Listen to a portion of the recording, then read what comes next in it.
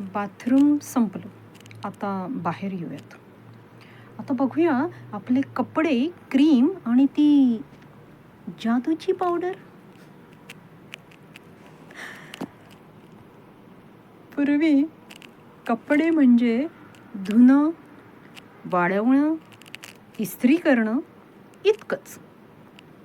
पण आता कपड्यांचा दर्जा, सौंदर्य, सुगंध, आत्मसन्मान सगळं त्या एका पावडरवर अवलंबून झालंय. अरे बापरे, जाहिरात सांगते फक्त आमची पावडर वापरा, नाहीतर तुमच्या साड्या आणि आत्मविश्वास दोन्हीही फिक्के पडतील. मग आली जादूची पावडर. ती काय करते माहिती आहे? कपडे चमकवते. पण माणूस हळूहळू जाहिरातींवर विश्वास ठेवू लागतो आणि मग वाटतं पांढरे कपडे म्हणजे पवित्र मन.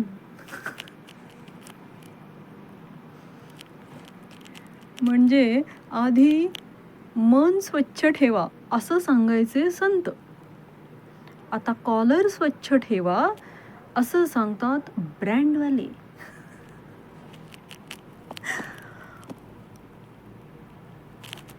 आणि आता कपडे धुणं म्हणजे सायन्स एक्सपेरिमेंट झालाय. Detergent, softener, whitener, perfumed boosters, fabric conditioner जणू काही कपडे नाहीत, केमिस्ट्री लॅबमध्ये रिॲक्शन चालली आहे.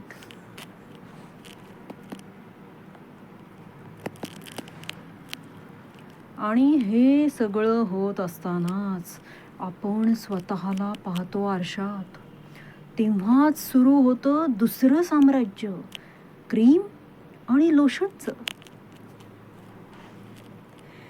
एकेकाळी चेहऱ्यावर पाणी मारलं की आपण ताजेतवाने व्हायचो.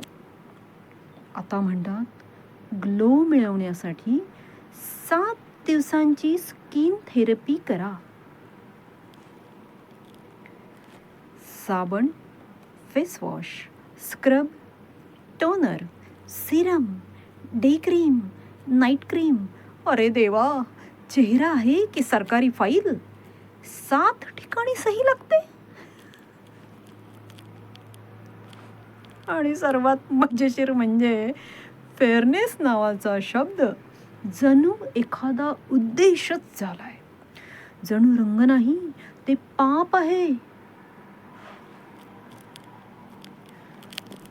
कुणीतरी सांगतं गोरी त्वचा म्हणजे आत्मविश्वास. मग प्रश्न पडतो, काळा रंग आत्मविश्वास खातो की काय?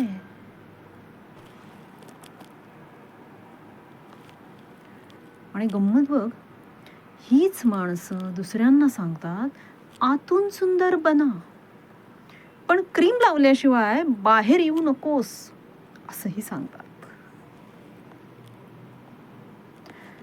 बाथरूममध्ये कमोड शुद्धिद्रव होतं. आता फेअरनेस नावाचं मनशुद्धी क्रीम आलंय. दोन्हीचं काम एकच, आपल्याला सतत सांगायचं की आपण अपुरे आहोत. पण गंमत म्हणजे आपण हे ऐकूनही हसतो आणि दुसऱ्या दिवशी पुन्हा तीच जाहिरात बघतो.